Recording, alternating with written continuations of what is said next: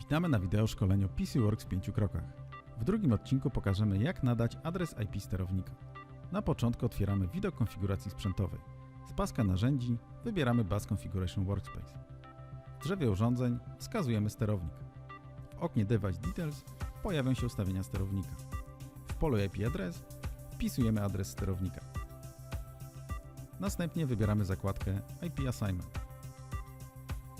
W oknie Available on Network pojawi się nasz sterownik. W celu dokładnej identyfikacji można użyć MAC adresu urządzenia. W procedurze adresacji sterownika ważne jest, aby w ustawieniach Extras Profinet Configuration wybrana była odpowiednia karta sieciowa, to znaczy ta, która jest używana do komunikacji ze sterownikiem. Klikamy na urządzenie i wybieramy przycisk Assign IP. Następnie przycisk Assign Name. Po tak wykonanej procedurze wybieramy zakładkę Communication i sprawdzamy poprawność komunikacji ze sterownikiem przy pomocy przycisku Test.